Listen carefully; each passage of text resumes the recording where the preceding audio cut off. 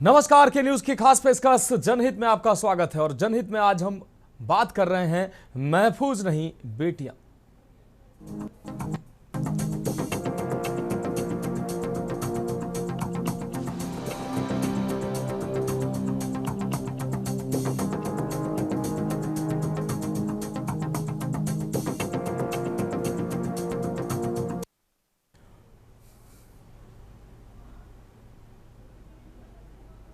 तो सवाल यही है कि क्या महफूज नहीं है बेटियां। प्रदेश में अपराध और अपराधियों के विरुद्ध सरकार की जीरो टॉलरेंस की नीति के चलते हत्या व हत्या के प्रयास के मामले भले ही कम हुए हों, इन मामलों में कमी आई हो, लेकिन महिला अपराध के मामले लगातार सामने आ रहे हैं। सुरक्षा के तमाम दावों के बावजूद महिला अपराध पर पुलिस लगाम नहीं लगा पा रही है। महिला सुरक्षा पर बड़ी बड़ी डींगे हाँकने वाले प्रशासन की निगरानी के बावजूद बेटियों से दुष्कर्म की घटनाएं महिला सुरक्षा में नाकाम व्यवस्था की कहानी बयां कर रही हैं।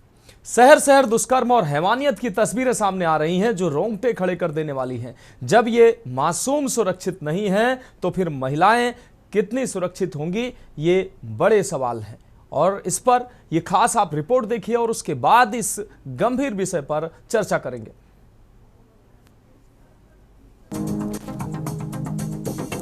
पहली तस्वीर कासगंज से सामने आ रही है, जहां 5 वर्षीय मासूम के साथ 30 वर्ष के युवक ने दुष्कर्म की घटना को अंजाम दिया।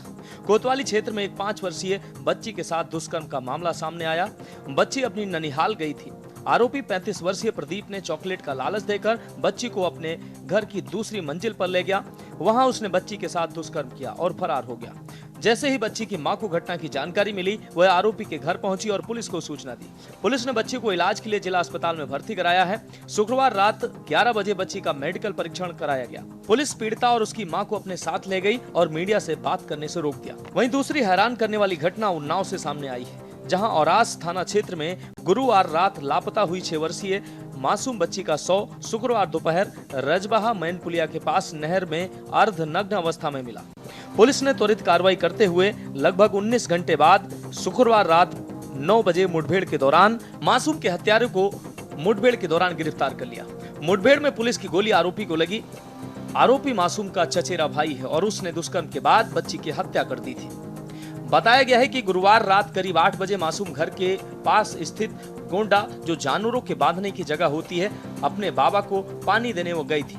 जब वह देर रात तक घर नहीं लौटी तो परिजनों ने उसकी तलाश शुरू की, लेकिन मासूम का कुछ पता नहीं चला। शुक्रवार सुबह मासूम के पिता ने औरास थाने में गुमशुदगी की तहरीर दी। वहीं शुक्रवार दोपहर लगभग 3 बजे ग्रामीणों को गांव से करीब 500 मीटर दूर मैनी पुलिया के पास रजबहा में मासूम का शव उतराता मिला।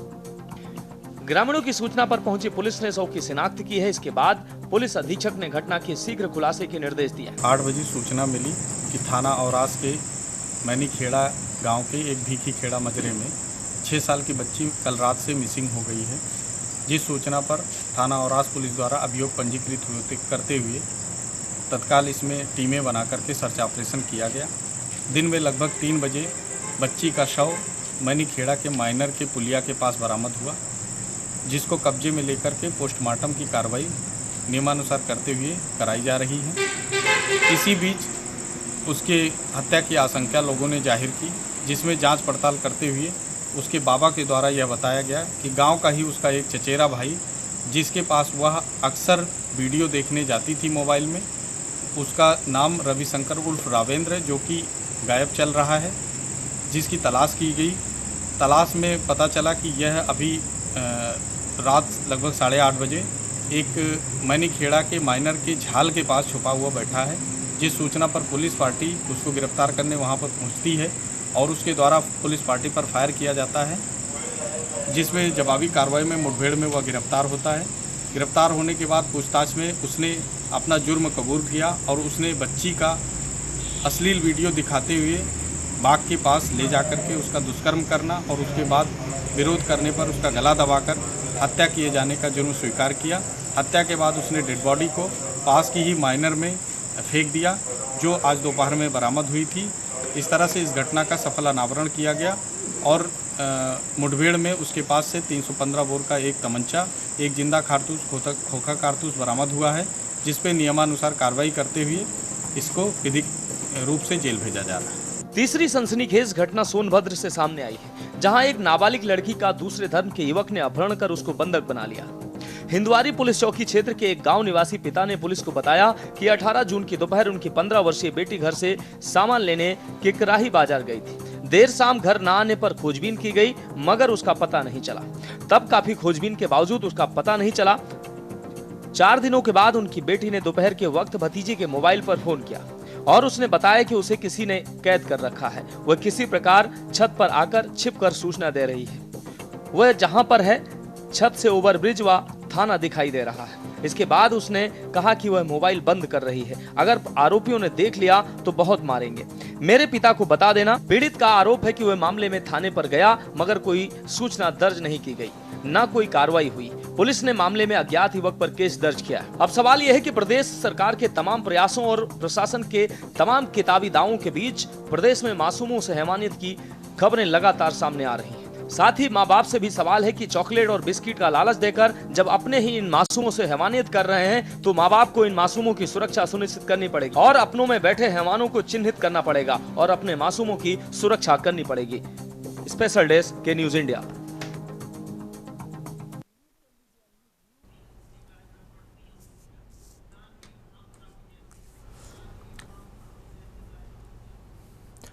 तो ये जो तस्वीरें सामने आ रही हैं निश्चित रूप से चौंकाने वाली हैं और ये जो बच्चियों के साथ हैवानियत की जा रही है, ये निश्चित रूप से कहीं ना कहीं ये बड़े प्रश्न चिन्ह खड़े कर रहे हैं। और अब हम बात करते हैं अपनी खास प्रोग्राम की, खास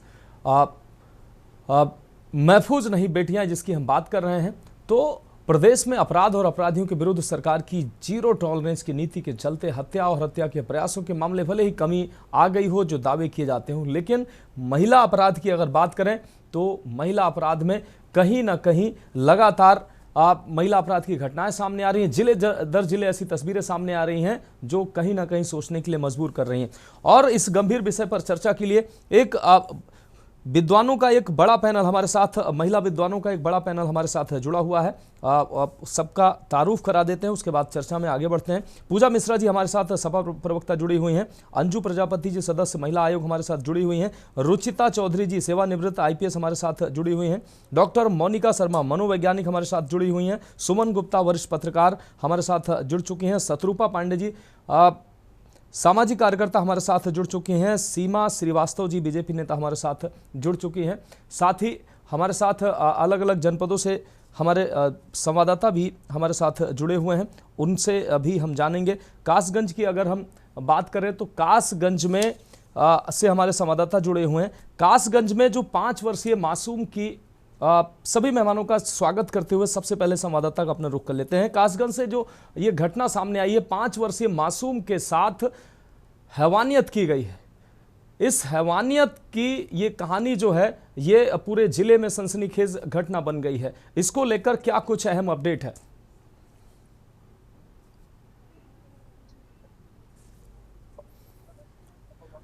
फोन अनम्यूट करिए।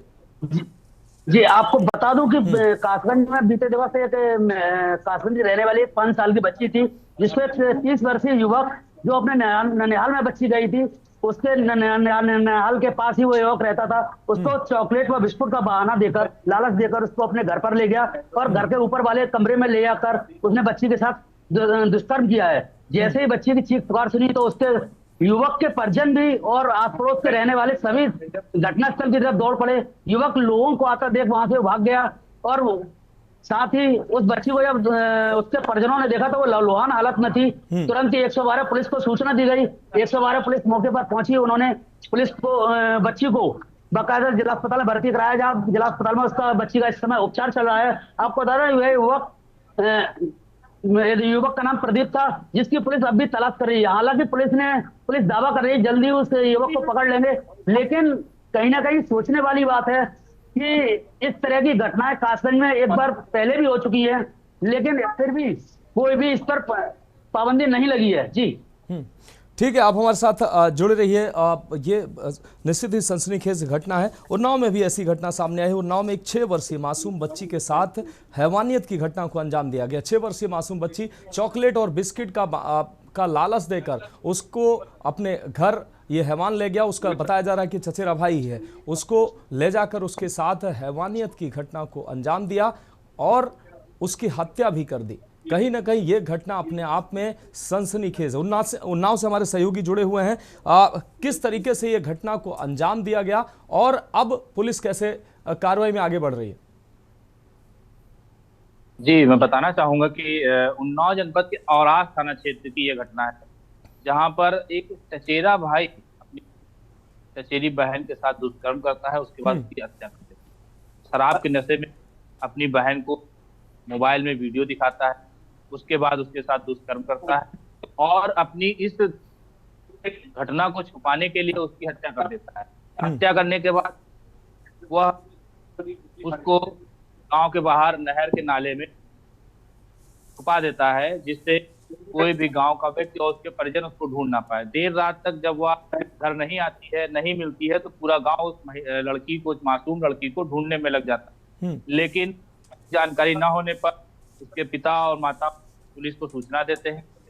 फिर पुलिस अपने शक के बिना पर गांव के ही 8 लोगों को पूछताछ के लिए उठाती है और उनसे जानकारी करती है, जिसके बाद पता चलता है कि उसके चचेरे भाई ने ही उसके साथ दुष्कर्म किया। पुलिस एक्शन में आती है और मुठभेड़ के दौरान आरोपी पकड़ा जाता है, जिसके बाद उसके ऊपर पास्को एक्ट मुकदमा लिख करके उसको जेल भेजा जाता है।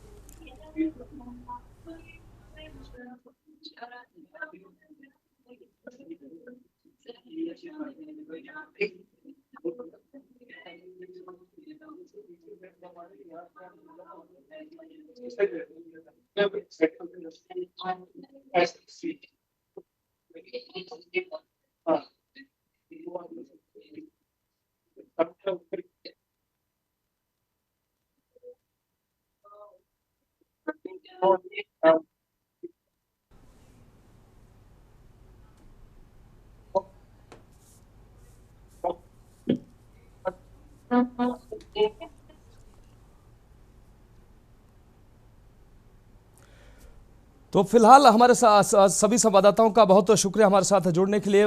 ग्राउंड पर आपने जो स्थिति थी उसकी आपने जानकारी दी। हाँ, फिलहाल हम सीमा श्रीवास्तव जी का रुख करेंगे। सीमा श्रीवास्तव जी भारतीय जनता पार्टी का प्रतिनिधित्व करती हैं। सीमा श्रीवास्तव जी, सरकार जो है जीरो टॉलरेंस की नीति की बात करती है और प्रदेश में महिला सुरक्षा के तमाम दावे किए जाते हैं, चाहे प्रशासन हो लंबी लंबी डींगे मारता हो और सरकार भी तमाम दावे अलग अलग मंचों से करती हैं, लेकिन महिला अपराध की घटनाएं, ये कासगंज की घटना, ये उन्नाव की घटना, 5 साल की मासूम के साथ हैवानियत की गई है, 6 साल की बच्ची के साथ हैवानियत कर उसको मौत के घाट उतार दिया गया है। सोनभद्र की जो घटना है, नाबालिग को एक दूसरे समुदाय का जो युवक है वो ले जाकर अपहरण करता है, बंधक बना लेता है, लेकिन अभी तक पुलिस उसको खोज नहीं पाई है। ये घटनाएं लगातार क्या कहती हैं? क्या प्रदेश में महिलाएं सुरक्षित हैं, बेटियां सुरक्षित हैं?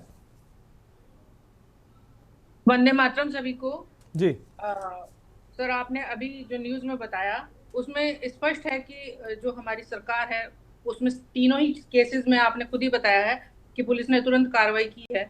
और जो ये छोटी बच्चियों के साथ अब हमें आज इस मंच पे ये बात करनी चाहिए, क्योंकि ये बहुत गंभीर समस्या है हमारे समाज की। और इस कदर समाज में आप कहेंगे कि निष्ठुरता आ चुकी है कि इस तरह के केसेस को लोग पढ़ के अखबार के पन्ने को पलट देते हैं। वो समझ नहीं पाते कि इतनी छोटी बच्ची पे क्या बीत रही होगी। और ये जो दोनों केसेस आपने दिए हैं, ये दोनों ही रिलेटिव हैं, परिचित हैं। तो ये कारण क्या है कि जिनके साथ हम माँ बाप अपने चाचा के साथ या कजन के साथ आराम से अपनी बच्चियों को भेज देते हैं, वही लोग ऐसा कर रहे हैं। तो क्या एजुकेशन की कमी है? क्या जो बच्चों को लालच दिया जाता है, इतनी आसानी से बच्चे इनके कब्जे में आ जाते हैं इन हैवानों के?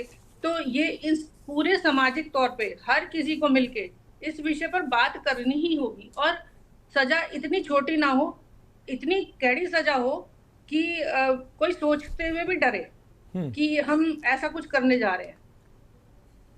ठीक है सीमा श्रीवास्तव जी, आप हमारे साथ जुड़ी रहिए।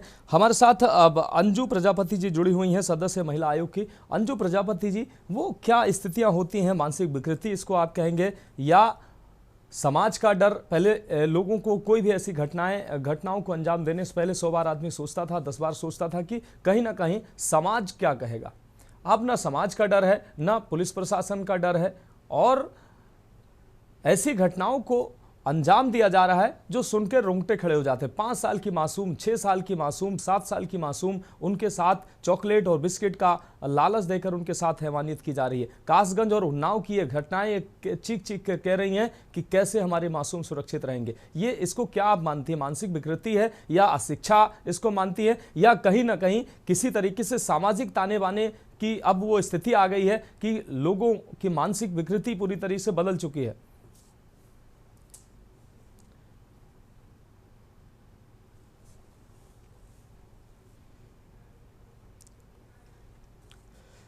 तो शायद अंजू प्रजापति जी तक हमारी आवाज़ नहीं पहुंच पा रही है।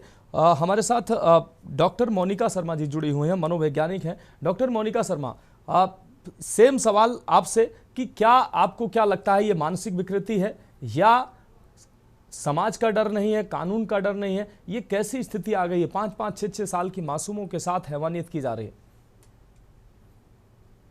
पहले तो मैं ये कहना चाहूंगी कि ये मानसिक विकृति है और इसका कैरेक्टराइजेशन भी बहुत पहले से किया जा सकता है, लेकिन आप जैसे जानते हैं कि हमारे देश में मानसिक स्वास्थ्य के ऊपर ध्यान नहीं दिया जाता है। जैसे बचपन से तरह तरह की शारीरिक बीमारियां होती हैं, प्रौढ़ावस्था में तरह तरह की बीमारियां होती, युवावस्था में अनेक प्रकार की शारीरिक बीमारियां होती, उसी तरीके से मानसिक बीमारियां भी होती हैं। यहाँ पे मैं कैरेक्टराइजेशन आपको थोड़ा सा बताना चाहूंगी। क्लासिफिकेशन है कि कुछ लोगों में एंटी सोशल पर्सनालिटी डिसऑर्डर होता है, कुछ लोगों में इम्पल्स कंट्रोल डिसऑर्डर होता है, कुछ लोग आते हैं ट्रॉमेटाइज्ड फैमिली एनवायरनमेंट से, तो उनके काफी ज्यादा चांसेस बन जाते हैं कि वो इस तरीके की विकृत हरकतें करते हैं। अगर उनका ट्रीटमेंट किया जाए, अगर फैमिली उसको थोड़ा सा आइडेंटिफाई करे, थोड़ा सा सीरियस ले, तो चीजें ठीक हो जाती हैं। और बहुत ज्यादा जरूरत है कि हमारे देश में सेक्स एजुकेशन के ऊपर वर्क किया जाना चाहिए। सेक्स एजुकेशन के लिए बिल्कुल भी वर्क नहीं किया जा रहा है कि एडोलेसेंस जो है उनको सेक्स एजुकेशन दिया जाए, छोटे बच्चियों को सेक्स एजुकेशन दिया जाए तो उनको समझ में आएगा। फिर एक बहुत बड़ा हम ये समस्या देखते हैं कि जब एडोलेसेंस हो रहे होते हैं बच्चे, तो उस समय उनके अंदर ऑपोजिट जेंडर के लिए एक अट्रैक्शन आता है, जो कि बहुत ही स्वाभाविक सी बात है। लेकिन अगर अपने एज ग्रुप के बच्चे के साथ उनको रिलेशनशिप डेवलप करने हैं, अगर इमोशनल कंफर्ट बनाना है, सोशल कंफर्ट बनाना है, तो उसके लिए एफर्ट्स डालने पड़ेंगे। एक स्किल लगता है जो उनको नहीं आता, तो उनको लगता है कि आसान है छोटे बच्चों के साथ इस तरीके की हरकतें कर दो। बहुत ज्यादा जो लोग सोशल मीडिया के थ्रू या मे बी इंटरनेट पर सेक्सुअल कंटेंट देख रहे हैं, जो भी युवा देख रहे हैं, उनके अंदर इस तरीके की विकृतियां उत्पन्न होने की संभावना बहुत ज्यादा बढ़ जाती है। और फिर एक सेक्सुअल प्रेफरेंस डिसऑर्डर हम लोग बोलते हैं, वहां पे 2 कैटेगरी आती है। एक आती है पीडोफिलिया, जिनकी सेक्सुअल प्रेफरेंस ही है कि वो छोटी बच्चियों या बच्चों के साथ सेक्स करना पसंद करते हैं। फिर दूसरा आ जाता है हेबेफिलिया, जहां पे उनकी प्रेफरेंस होती है कि 18 साल से कम, मतलब प्यूबर्टी की एज से लेकर के 18 साल तक के युवक युवतियों के साथ ही उनको सेक्सुअल रिलेशनशिप में मतलब कंफर्ट फील होता है। तो इन सारी चीजों की जानकारी हमारे समाज में नहीं है। सेक्स की बात जब भी आती है हमारे देश में लोग बात नहीं करना चाहते, दबाना चाहते, छुपाना चाहते। अगर हम शुरू से ही अपने बच्चों को इस डायरेक्शन में शिक्षा दें तो वर्क किया जा सकता है। और जिनको डिसऑर्डर है उनके भी ट्रीटमेंट होते हैं, प्रॉपर काउंसलिंग सेशंस में उनको अपने डिसऑर्डर्स को चेंज करके एक नॉर्मल हेल्दी लाइफ जीने की गाइडेंस दी जा सकती है। लेकिन जब तक इस दिशा में कार्य नहीं होगा, जब तक मेंटल हेल्थ को इंपॉर्टेंस नहीं देंगे और जब तक इस तरीके के साइकोलॉजिकल डिसऑर्डर्स को हम आइडेंटिफाई नहीं करेंगे, तो हम हेल्प नहीं कर सकते। इस तरीके की घटनाएं आती रहेंगी तो ये मानसिक विकृति है। और जहां तक हत्या की बात आती है कि हत्या तो केवल इसी इरादे से की जाती है कि इस तरीके की चीज पता ना चले, ताकि वो अपनी गलत हरकतों को छुपा ले जाए और दंड से बच जाए। और मुझे लगता है कि दंड जो वाली हमारे यहाँ कार्रवाई है, कानून है, वो थोड़ा सा इस मामले में लचर है, क्योंकि इतना स्लो प्रोसेस चलता है कि लोगों को सजा तो मिलती नहीं। उनको लगता है कि फास्ट ट्रैक तो है नहीं, चलता रहेगा, 3-4 साल बाद हमको बेल मिली जाएगी गुड कंडक्ट के बेसिस पे। तो मतलब कानून का भय जब बहुत ज्यादा स्ट्रांग हो जाएगा तो मुझे लगता है कि इसमें हमको सहायता मिल सकती है रोकथाम करने। ठीक है, ठीक है, आप हमारे साथ जुड़ी रहिए। हमारे साथ रुचिता चौधरी जी जुड़ी हुए हैं, सेवानिवृत्त आईपीएस हैं। रुचिता चौधरी जी, अभी ये जो घटनाएं लगातार ऐसी हो रही है, ऐसा नहीं है कि ये अब पहली बार घटनाएं हो रही हैं या अभी ये बढ़ गई हैं घटनाएं, ये घटनाएं अनवरत जारी है। लेकिन मौजूदा समय में जो घटनाएं सामने आ रही हैं वो न कहीं हैरान करने वाली हैं। मासूमों के साथ 4 साल, 5 साल, 6 साल, 7 साल के ऐसे मासूमों के साथ हैवानियत की जा रही है। कई बार ऐसे मामलों में अपने होते हैं, कोई अपने रिलेटिव होते हैं, अपने परिवार के सदस्य होते हैं, वो भी ऐसी घटनाओं को अंजाम देते हैं। क्या लगता है आपको कि कानून ही एक ऐसा रास्ता है जिसके माध्यम से ऐसी घटनाओं में कमी लाई जा सकती है, या और अन्य कई और कारक इसके पीछे हैं जिन पर काम करके ऐसी घटनाओं में कमी लाई जा सकती है? क्योंकि ये घटनाएं निश्चित रूप से हैरान करने वाली हैं।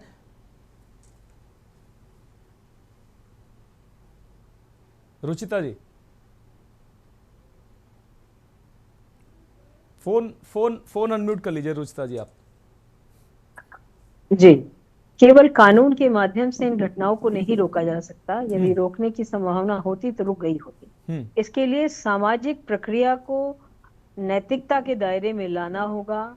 शिक्षा सबके लिए अनिवार्य हो तो वास्तव में अनिवार्य, परिवार हो, संगठनों को, इसमें जो स्वैच्छिक सामाजिक संगठन है जो समाज के क्षेत्र में कार्य करते हैं, उनको लोगों की नैतिकता के बारे में, नैतिकता क्या होती है इसका पाठ पढ़ाना होगा।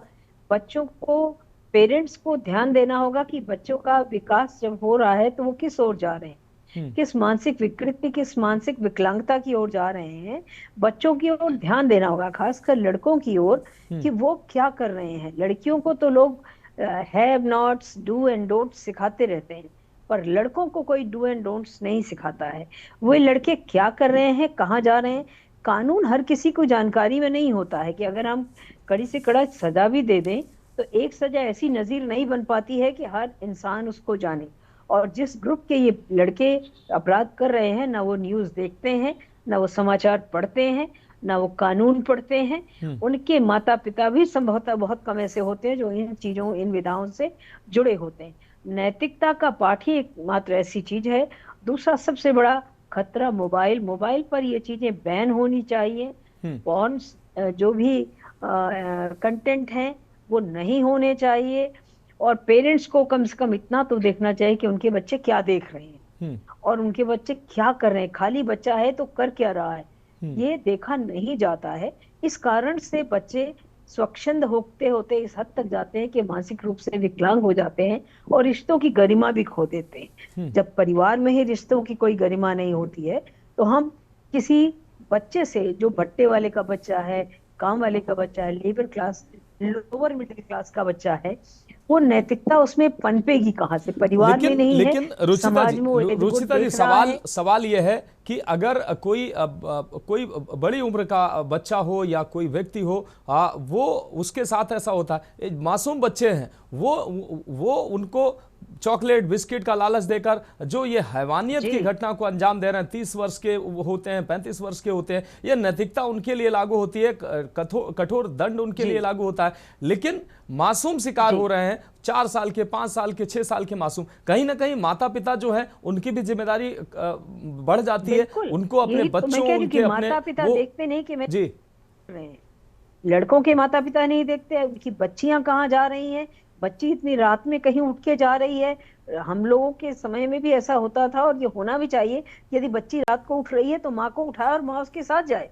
बच्ची अकेले कैसे बाहर चली जा रही है? 7 बज गया, 8 बज गया, छोटे बच्चे, चाहे वो लड़का हो या लड़की हो, अकेले उनको क्यों अंधेरी में जाने दे रहे हैं? और इतने निश्चिंत हो जा रहे हैं। बच्ची ने आवाज लगाई हो, बताया हो कि भाई मैं जा रही हूँ बाहर, तो कम से कम देखना चाहिए कि उनकी बच्ची कहाँ जा रही है।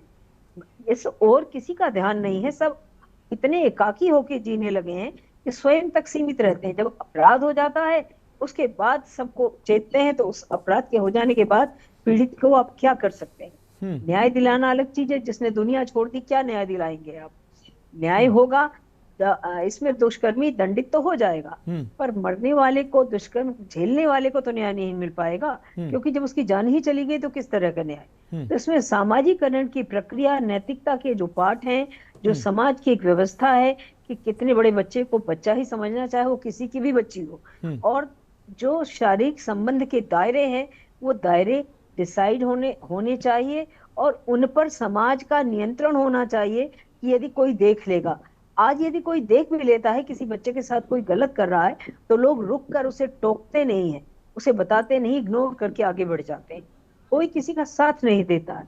क्या वो बच्ची के साथ अगर कोई ऐसा कृत्य गांव में परिवार का व्यक्ति कर रहा है, तो क्या आसपास किसी ने नहीं देखा कि बच्ची को लेकर जा रहा है? किसी ने टोका नहीं? ठीक है, लेके जा रहा होगा, भाई हमारे घर का बच्चा नहीं, हम क्यों? तो आज समाज में लोग अलग थलग हो गए हैं। हम सामाजिक नैतिकता को पुनर्स्थापित किए बिना अपराधों को रोक नहीं पाए। बिल्कुल रुचिता जी, आप हमारे साथ जुड़े रहिए। हमारे साथ शत्रुपा पांडे जी जुड़ी हुई हैं, सामाजिक कार्यकर्ता हैं।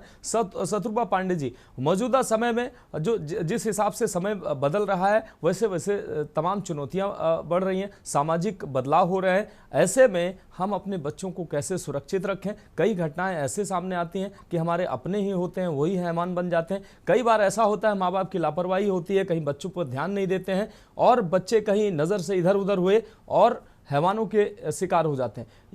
एक बात ये। दूसरी चीज़ जो अभी रुचिता जी ने कहा कि मोबाइल जो है आज की डेट में बच्चों के पास, हालांकि पोर्न वगैरह तमाम चीज़ें उन पर समय समय पर प्रतिबंध भी लगते रहे, लेकिन तमाम चीज़ें ऐसी जो है, जब जो बच्चे हाथ में मोबाइल है उनके, तो वो देखते हैं।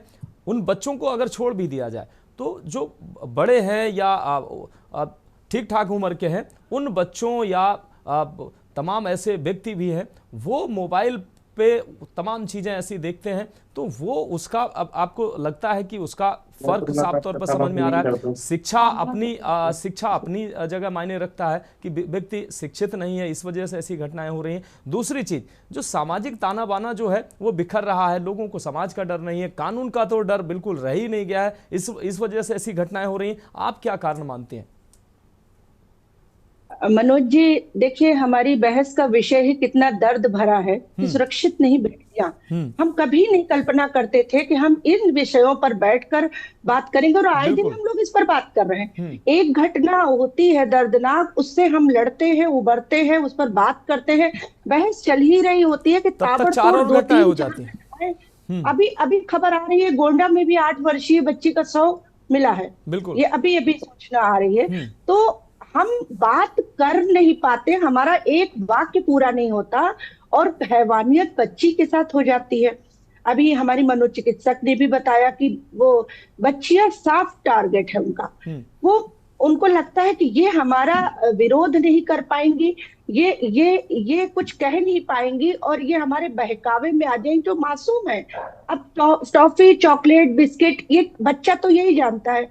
एक जगह उसको नहीं पता होता शत्रुपा जी, उसको नहीं पता होता है ये व्यक्ति हमारा बुरा चाह रहा है, भला चाह रहा है। वो किसी लालच में और प्रेम भाव से भी बच्चे बहल जाते हैं और चले जाते हैं और उनके साथ परिवार का सदस्य। अब देखिए मनोज जी, स्ट्रेंजर के द्वारा हो रही घटनाएं कम आ रही हैं, परिचितों के द्वारा ये घटनाएं बहुत सामने आ रही हैं। ये बहुत दर्द का विषय है, बहुत समस्या का विषय है और इसका निदान कानून के ही पास है अंततोगत्वा।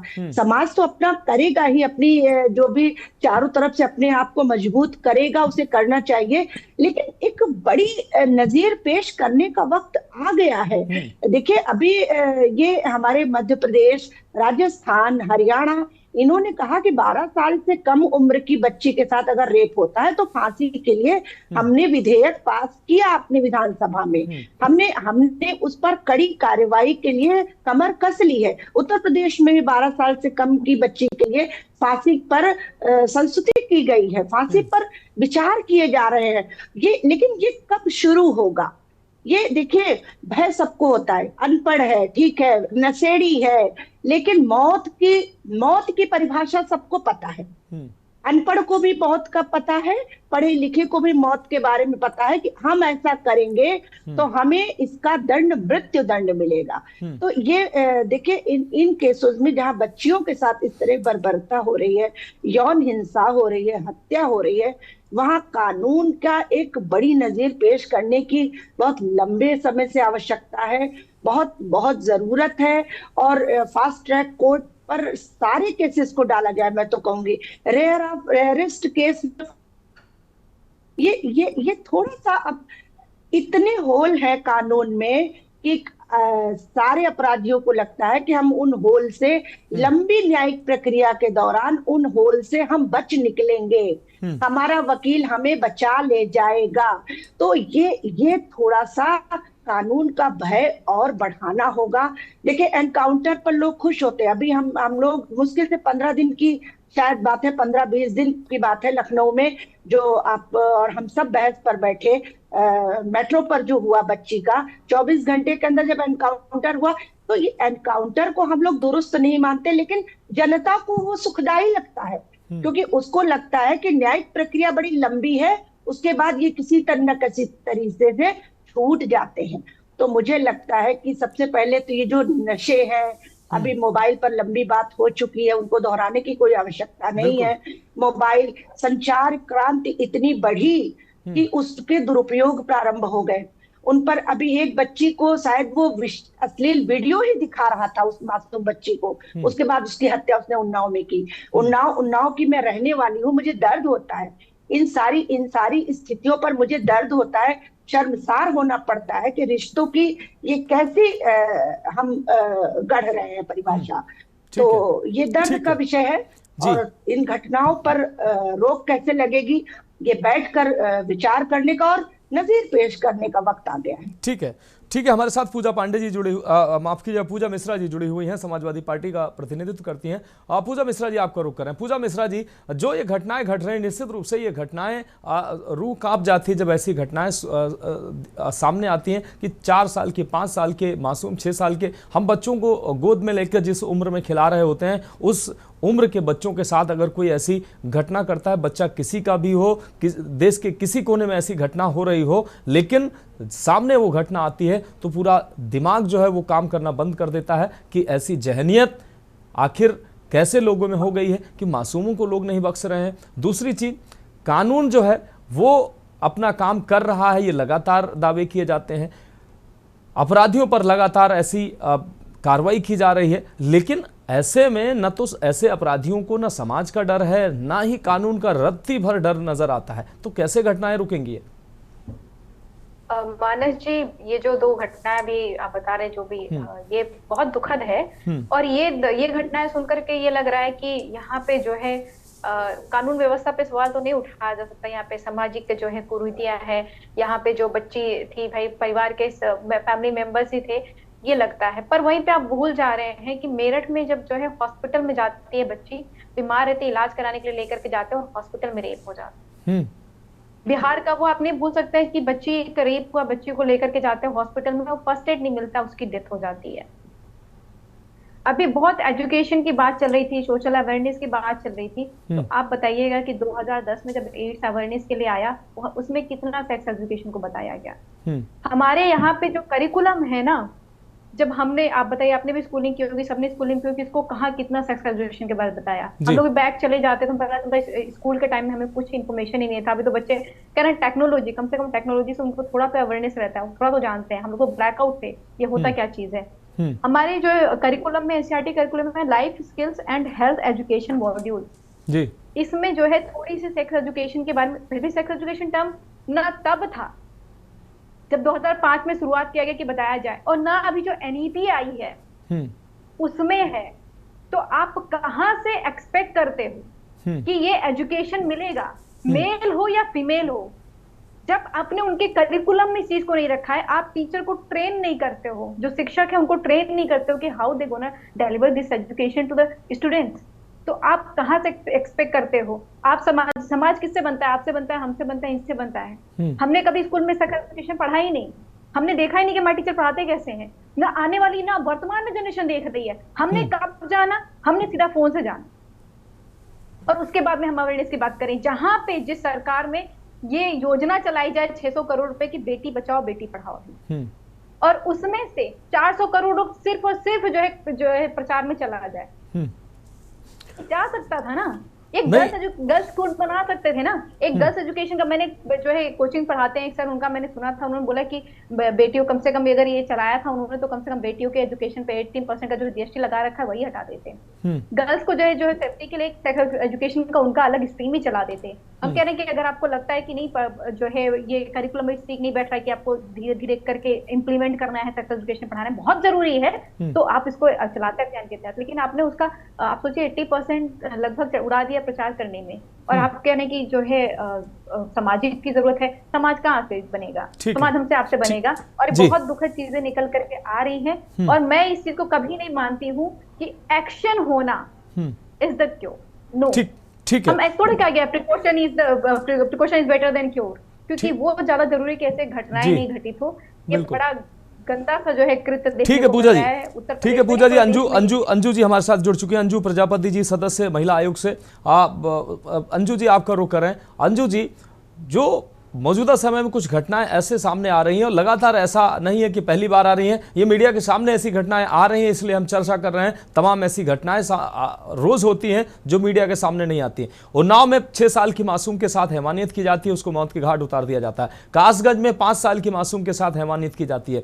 सोनभद्र में एक नाबालिग को अपहरण कर बंधक बना लिया जाता है, और अभी तक वो किसी तरीके से अपने घर वालों को सूचित करती है, वहां मोबाइल मिलता है उसको, अभी तक उसका पता नहीं है उस बेटी का। तो महिला सुरक्षा के तमाम दावे जो है वो धराशायी होते नजर आ रहे हैं।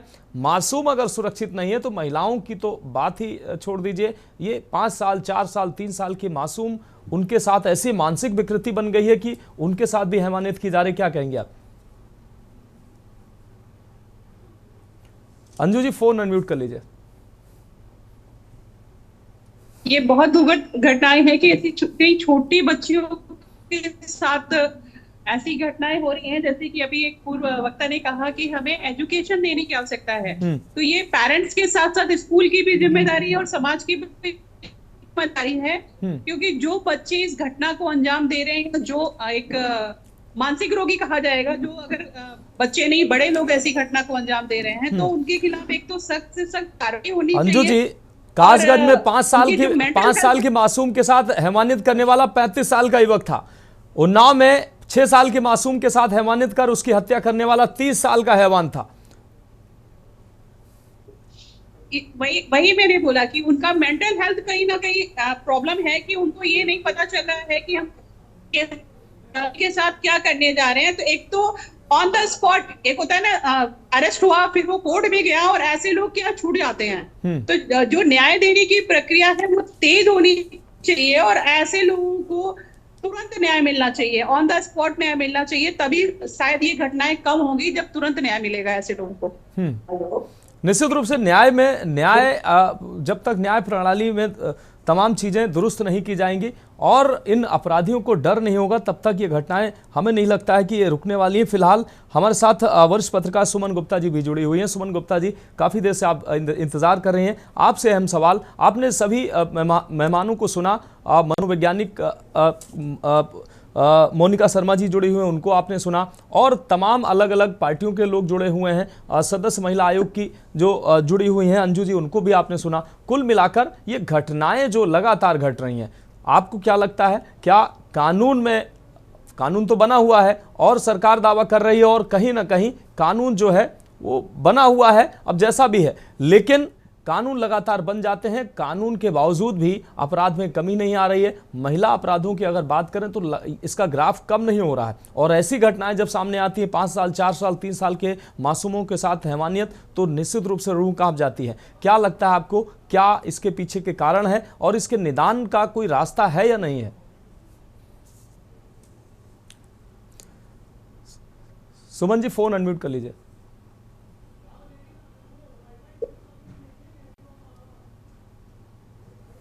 छोटी बच्चियों को जो टारगेट किया जा रहा है, और ऐसा नहीं है कि आप जब अगर आंकड़े मंगा के देखेंगे तो आंकड़ों में ये है कि घर के अंदर बहुत सारे इस तरीके की जो यौन उत्पीड़न और इस तरीके की घटनाएं घटती है, वो छोटे बच्चों से लेकर के युवतियों और महिलाओं के साथ भी होती हैं। और आप बहुत पुराने अब जो है, लेकिन एक आप देखिए कि जिस तरीके से हमारी टेक्नोलॉजी और ड्रग्स और नशे और इन सब चीजों का सुलभ मतलब आसानी से लोगों के पास उपलब्ध है, ऐसे में एक पोर्न जो चाइल्ड पोर्न है, इसका भी एक बहुत बड़ा हिस्सा जो है समाज में बिखरा हुआ है। और जिसमें जो आप कहते हैं ना कि ये छोटे बच्चे नहीं, बल्कि चूंकि लड़कियों को समझते हैं, क्योंकि ये बच्चियां कुछ समझ नहीं रही हैं, उनको ये पता नहीं होता है कि ये हमारे अंकल या हमारे भाई या हमारे लेके जा रहे हैं हमको, उनको उनके ऊपर भरोसा होता है, उनके ऊपर अविश्वास नहीं होता है, और उस भरोसे के तहत वो बच्चियां उनके साथ जाती हैं। लेकिन जो हैवान है ना, वो उनके ऊपर मतलब ये है कि वो उनको एक टारगेट बना के लेके जाते हैं। और क्योंकि ये लोग एक तरीके से ये सभी लोग एक सामाजिक परिवेश में ही रहते हैं। हमें ये नहीं भूलना चाहिए, ये किसी के भाई हैं, किसी के बाप हो सकते हैं, किसी के चाचा हो सकते हैं। तो हमारा जो ये पूरा सामाजिक परिवेश है ना, इसमें भी बहुत बड़ी मतलब असंवेदनशीलता जिसे हम कह सकते हैं, और जो स्थितियां आ रही हैं सामने, उसमें यह है कि हम बच्चों को एक तो ये नहीं बता पाते हैं, और बताते भी हैं तो लड़कियों को बताते हैं, लड़कों को नहीं बताते। मैं देखती हूँ कि पुलिस के भी जितने अभियान गवर्नमेंट की ओर से चलते हैं तो महिला सुरक्षा, तो वो सारे लोग जाते हैं किसको, जो स्कूल कॉलेज की लड़कियां होती हैं, सिर्फ उनको बताने जाते हैं। ये नहीं बताने जाते हैं कि जो मुसीबत करने वाले लोग हैं, पहले उनको भी तो शिक्षा दी जाए, और ये शिक्षा घर से लेकर के स्कूल कॉलेज तक दी जानी चाहिए।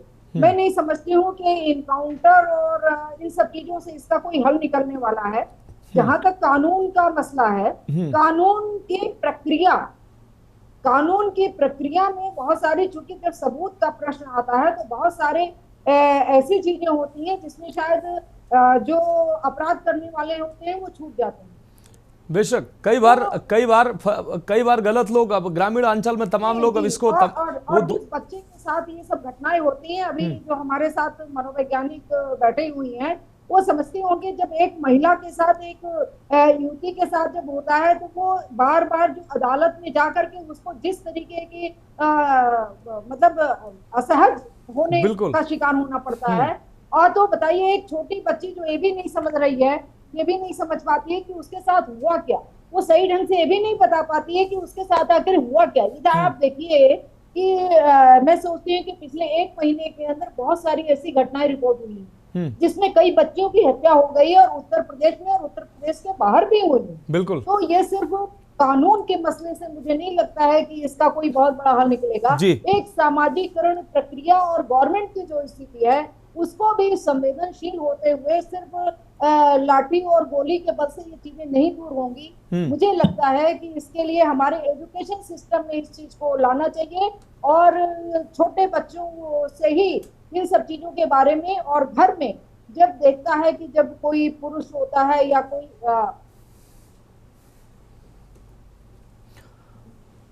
तो सुमन जी से शायद कनेक्ट नहीं हो पा रहे हैं हम। सुमन जी से दोबारा से उनसे जुड़ने का प्रयास करेंगे। शत्रुबा जी आपका रुक करें। शत्रुबा जी, जैसा कि अभी सुमन जी हालांकि कह रही थी कि सामाजिक अगर ताने बाने की तो हम बात कर लेते हैं, परिवार की अगर बात कर रहे हैं, अगर उस बच्ची के साथ हैवानियत करने वाला परिवार का ही किसी परिवार का ही एक बेटा था, तो बेटों को जो है वो कम से कम उन पे भी नज़र रखनी चाहिए, उनको भी शिक्षित होना चाहिए कि किसी बच्ची के साथ, महिला के साथ कैसा व्यवहार किया जाना चाहिए। दूसरा जो मूल सवाल मेरा आपसे है, और बहुत कम शब्दों में उसका जवाब चाहेंगे, माँ बाप को अब ऐसी घटनाओं के बाद माँ बाप की जिम्मेदारी बढ़ जाती है। बच्चे किसके साथ बैठ रहे हैं, किसके साथ उठ रहे हैं, और किसके साथ खा पी रहे हैं, समय किसके साथ दे रहे हैं, उनको खासतौर पर देखना पड़ेगा, तभी उनके बच्चे सुरक्षित रहेंगे। हाँ बिल्कुल। देखिए, बेटियों को बहुत दिनों से शिक्षित किया जा रहा था इस मामले में कि कहाँ क्या आपको जाना है, कहाँ नहीं जाना है, लेकिन हमारा समाज अभी बहुत लंबे समय से बेटों पर निगाह नहीं रख रहा था। कई बार हम लोगों ने बात रखी कि हम बेटियां अगर देर हो जाती है, घर से बाहर है, तो उनको कहा जाता है कि आप शाम ढलने से पहले घर आइए, लेकिन बेटों से कभी ये सवाल नहीं किया जाता है कि ये आपको कितने बजे घर आ ही जाना है, या फिर आपको कुछ, आप जो मोबाइल पर जो कंटेंट देख रहे हैं वो क्या है, आपने आपका टीवी डिजिटल टीवी है, स्मार्ट टीवी है, आपने रूम को लॉक कर लिया। आजकल तो इतनी फैसिलिटी है कि सबके अपने अपने रूम होने लगे हैं, तो बंद कर लिया, फिर आप क्या देख रहे हैं इंटरनेट कनेक्ट करके, ये सब जानने की बहुत जरूरत है। दूसरी जो एक सवाल आपने किया कि अब माँ बाप को क्या करना है, देखिए गुड टच बैड टच के बारे में स्कूल में तो शिक्षा आएगा जब आएगा, इसकी तो अब हम सब मांग कर रहे हैं कि सेक्स एजुकेशन पर बात होनी चाहिए। और लेकिन ये बहुत चुकी है, नर्सरी केजी और क्लास फर्स्ट सेकंड तक के ही बच्चे हैं, इनको माँ बाप अब बताना शुरू करें। और माँ बाप की नजर से ऐसा परिचित नहीं बच सकता कि वो किस टाइप का व्यक्ति है, या वो नशे की लत में है, या इसकी बातचीत कैसी है, इसकी सोहबत कैसी है, ये माँ बाप बहुत बेटर समझते हैं। वो अपने बच्चों से कह सकते हैं कि फला के साथ आप किस तरह रहिए, या आप नो कहना सीखिए, आप साउंड करिए, आप जोर से बोलिए। हर अपराधी भयभीत हो जाता है अगर ना का स्वर सुनता है वो। ठीक है शत्रुपा जी जुड़ रही है आप हमारे साथ मोनिका शर्मा जी जुड़ी हुए हैं। मोनिका शर्मा जी, एक छोटी सी टिप्पणी आपसे। मोनिका शर्मा जी, जैसा कि आपने कहा कि मानसिक विकृति कहीं ना कहीं लोगों में ऐसी पनप रही है, और उसके लिए आपने मौजूदा समय की जो व्यवस्था है उसको भी बताया। मोबाइल की अहम भूमिका हो जाती है। मानसिक विकृति का तो कोई इलाज नहीं हो सकता, कब क्या किसके दिमाग में कब क्या चल रहा है, इसको आखिर कोई माँ बाप या कैसे कोई जान सकता है। इससे बचने के लिए, या ऐसे लोग जो ऐसी हैवानियत करते हैं उनको कठोर दंड मिले, और ऐसी हैवानियत करने से पहले उनके अंदर डर पैदा हो, ऐसी कोई व्यवस्था हो सकती है? ऐसी व्यवस्था हो सकती है। मुझे ऐसा लगता है कि सख्त कानून बनाए जाएंगे और उनका पालन करा जाएगा तो होगा। और मानसिक विकृति की जो मैं आपसे बात कर रही थी, तो मोनिका जी फोन अनम्यूट कर लीजिए। हेलो, हाँ जी, आवाज आ रही है आपको? मोनिका आवाज आ रही है? जी। हाँ, तो मानसिक विकृतियों के लिए प्रॉपर टेस्ट होते हैं, हम लोग साइकोलॉजिकल असेसमेंट करते हैं जिनसे ये मानसिक विकृतियां पता चलती हैं। और पेरेंट्स को भी, टीचर्स को भी कुछ ऐसे लक्षण बच्चों में दिखना शुरू होते हैं। जो बच्चे थोड़ा सा बड़े हो रहे होते हैं, टीनेजर्स होते हैं, उनमें भी कुछ लक्षण एग्रेशन के दिखना शुरू होते हैं। उनकी संगत कैसी है, इन सारी तरीकों से, उनकी बातचीत से हम इन चीजों को पता चला सकते हैं। और प्रॉपर अगर हम उनकी काउंसलिंग सेशंस करें तो इसमें डेफिनेटली सुधार आता है। लेकिन वही बात है कि मानसिक स्वास्थ्य को कोई महत्वपूर्ण नहीं समझता, नहीं मानता है। जैसे आपने बात की अभी 35 साल के युवाओं की, 30 साल के युवाओं की, जो इस तरीके की मतलब गतिविधियां कर रहे हैं, और जो बहुत ही शर्मनाक है, छोटी छोटी बच्चियों को इतना कुछ मतलब कष्ट झेलना पड़ रहा है। लेकिन अगर 35 साल के लड़के में कुछ इस तरीके की विकृतियां हैं, 30 साल की में ऐसे भी कुछ विकृतियां, तो मैं ये मान ही नहीं सकती कि परिवार को समझ में नहीं आ रहा है। बिल्कुल समझ में आता है। परिवार में गतिविधियां लोग नोट नहीं करते हैं, इग्नोर करना चाहते हैं। जिस तरीके से सेक्स के बारे में लोग बात करना इग्नोर करना चाहते हैं, पर घंटों घंटों वो सेक्सुअल कंटेंट सोशल मीडिया पर देख सकते हैं। तो बात क्यों नहीं कर सकते? हमारे समाज में वो खुलापन लाना पड़ेगा। माता पिता को भी आगे बढ़ के अपने बच्चों से सेक्स के बारे में डिस्कस करना पड़ेगा, अदरवाइज वो इधर उधर से गलत ज्ञान लेंगे। और छोटी बच्चियां क्योंकि इजी टारगेट है, सीधी सी बात है। अगर किसी अपनी उम्र की लड़की के साथ कुछ भी ऐसी घटना करेंगे तो उनको पता है कि वो आवाज उठा सकती है, वो उसके विरुद्ध कुछ जा सकती है, उनको झेलना पड़ सकता है। छोटी बच्ची लालच में आ जाएगी। और माँ बाप को ये सिखाना बहुत ज्यादा जरूरी, जो फॉरेन कंट्रीज में काफी अच्छा है, कि आपको किसी से कुछ नहीं लेना है, चाहे रिश्तेदार भी हो, अब कुछ नहीं लेना। और गुड टच बैड टच समझाना ही पड़ेगा। कई केसेस मेरे पास ऐसे आए काउंसलिंग सेशंस में, जहां बच्चियों ने अपनी मम्मी से इस बात की शिकायत करी है कि कुछ अंकल ने ऐसा किया, या मामा ने ऐसा किया, चाचा ने। माएं इग्नोर कर देती हैं, वो कहती हैं कुछ नहीं होगा, जाना नहीं, अब नहीं मिलना। और वो लड़कियां पूरी लाइफ इस चीज को लेकर के ट्रॉमा में रहती है कि हमारी मम्मी ने हमारा साथ नहीं दिया, मामा का साथ दिया, मौसा का, या कुछ भी। ठीक है मोनिका जी, बिल्कुल आपकी बात आ गई। हमारे साथ सीमा श्रीवास्तव जी जुड़ी हुए हैं। सीमा श्रीवास्तव जी, एक छोटी सी टिप्पणी आपकी। सीमा श्रीवास्तव जी, कानून तो बना है और कानून कहीं ना कहीं अपना काम करता है, लेकिन कहीं ना कहीं कानून का डर जब दिमाग में नहीं हो, समाज का डर जब दिमाग में नहीं हो, तो ऐसी इस स्थिति को क्या कहेंगे? कानून अपने तरीके से ऐसी कोई व्यवस्था क्यों नहीं करता है कि लोग जो है महिला सुरक्षा के लिए कोई ऐसी व्यवस्था होनी चाहिए ताकि कोई भी अगर ऐसा मामला हो, वो अलग फास्ट ट्रैक कोर्ट, उसका महिला अपराधों के लिए अलग कोर्ट हो, ताकि ऐसी घटनाओं में त्वरित जब सजाएं मिलेंगी, त्वरित दंड मिलेगा, तब हो सकता है कि लोगों के दिमाग में डर पैदा हो। वो सोचते हैं कि प्रक्रिया चलती रहेगी और वो बचते रहेंगे। मैं बिल्कुल 100% एग्री कर रही हूँ आपसे कि बिल्कुल ही ऐसा ही होना चाहिए और फास्ट ट्रैक पे ही इन लोगों को सजा होनी चाहिए। और साथ साथ जो बहनों से जो बातचीत हुई, सभी बहनों ने बहुत अच्छा बोला है। और इसमें जो बातें निकल के आई हैं उसमें ये है कि एक बहन ने बोला कि स्कूल में एजुकेशन नहीं है या हमारा पाठ्यक्रम ऐसा नहीं है, लेकिन मुझे लगता है कि जो जिन केसेस में हम बात कर रहे हैं बहुत छोटे बच्चे हैं, तो माँ बाप को ये नहीं समझना चाहिए कि हमारा 2 साल का बच्चा है, 1 साल का बच्चा है, हमारी बात नहीं समझेगा। वो खूब समझेगा। आजकल बच्चे जो हैं बहुत एडवांस है, वो सारी चीजें बहुत अच्छे से समझ सकते हैं। मोनिका जी ने बहुत अच्छा बोला कि हमको किस तरीके से इस विषय पे बात करनी चाहिए। मानसिक जो समस्या है इस पे हम लोग बात नहीं करते। बिल्कुल 100% मोनिका जी बिल्कुल सही कह रही हैं कि मानसिक जो विकृति है, जो प्रॉब्लम है, छोटी सी भी प्रॉब्लम है तो परिवार वाले ही छुपा जाते हैं उस चीज को। अभी हमारे बहुत ज्यादा दूर नहीं है मेरे घर से जो बिल्कुल सीमा श्रीवास्तव जी, बिल्कुल अब आगे समय इजाजत नहीं देता है। बहुत माफी के साथ हम प्रोग्राम को वाइंड अप करना चाहेंगे। हमारे साथ सभी मेहमान जो जुड़े उनका बहुत शुक्रिया। अंजू जी प्रजापति जी आपका बहुत शुक्रिया, पूजा मिश्रा जी आपका बहुत शुक्रिया, रुचिता चौधरी जी आपका भी बहुत शुक्रिया, मोनिका शर्मा जी आपका शुक्रिया, सुमन गुप्ता वरिष्ठ पत्रकार हमारे साथ जुड़ी आपका भी बहुत शुक्रिया, शत्रुपा जी आपका भी बहुत शुक्रिया, सीमा श्रीवास्तव जी आपका भी बहुत शुक्रिया, हमारे दोनों संवाददाताओं का भी बहुत शुक्रिया।